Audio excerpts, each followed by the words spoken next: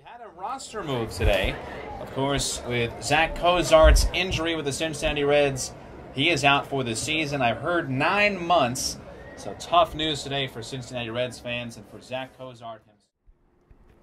Hi, I'm Kristen Gartland, Wright State student studying mass communication. This is my first episode of Media Reversal, where I will job shadow and interview a member of the media.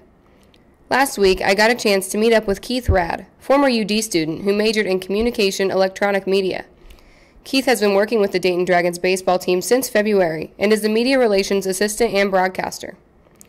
Before the game, he told me a little about their pregame show. Okay, so for our pregame show, it's always 30 minutes. When we're on TV, it's just 5 minutes from back. But our first segment is always just like an introduction, setting the scene, what we do, what's at stake. Because for the listener on the radio, their radio listeners are always fairly big fans, so that they really want to know what's going on with the team. So that's very important to set the stage. Starting pitching, because that's always the name of the game of baseball. Who's pitching? So.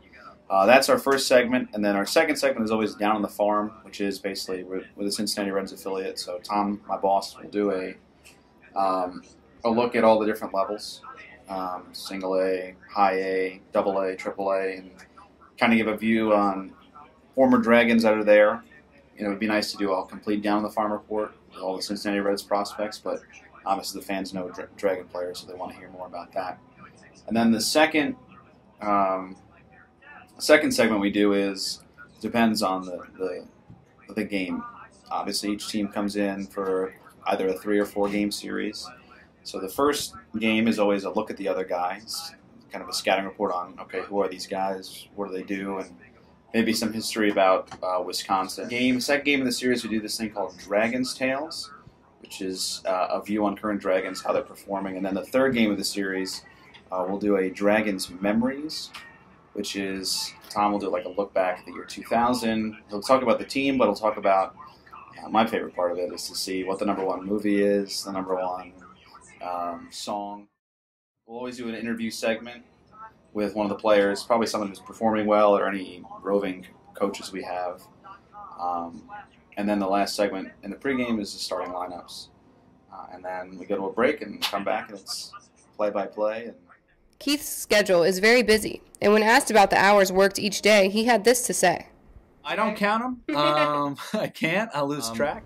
I will come in here at 10 o'clock on game day and basically assemble our stat pack that we distribute to coaches, media, broadcasters. That's basically my morning. My #1 goal in the morning is to get that done and distribute as much material as possible, and then my main job is to work on press releases during the day. I'm kind of working through in the office with sponsor services on different events that we have here, sending it out to local media, contacting local media. That is my basically 10 to 5, if you will, and then as the day gets later and later, it's baseball game time, so it's lineups and filling out the book and doing interviews and trying to get the radio portion ready to go. And then 6:30 we kickstart our pregame. 7 o'clock we're ready to go, and depending on how long the boys want to play, we're here until it's over. It's common to start school and be a little lost about your career path. Keith had no idea what he wanted to do when he started college. I joined the radio station, loved music, and got put on the sports committee, had no idea what they did. Got thrown into a student radio soccer play-by-play game, was atrocious, had no idea what I was doing. And I said, I can do this, I want to get good at this, so I tried to put my head down and work at it. I played baseball and hockey when I was a kid and through high school, so baseball has always been my first love, But when you're 5'8" and you're 165 and the college coaches are saying, you're good, but you're not going to be that good because you're not that big.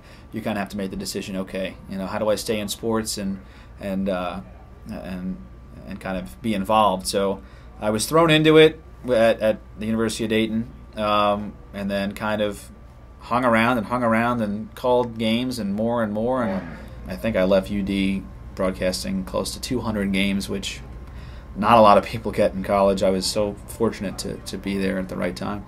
Keith had a little advice to give to current students. Be confident.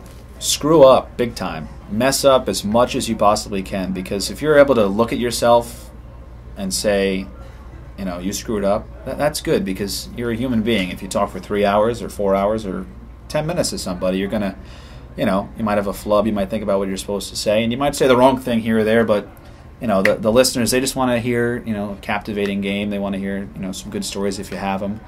So I guess my message to myself is to be yourself, because everyone says when you finally hit stride, you're yourself. So just try to be that at the get-go.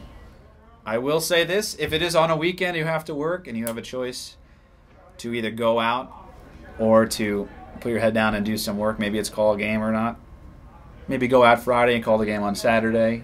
Basically, balance your life. You don't want to be so focused on work that you don't know anybody, you're not social. This is a social business. You need to be able to speak and party hard, but also work hard. I know that's the old adage, but seriously.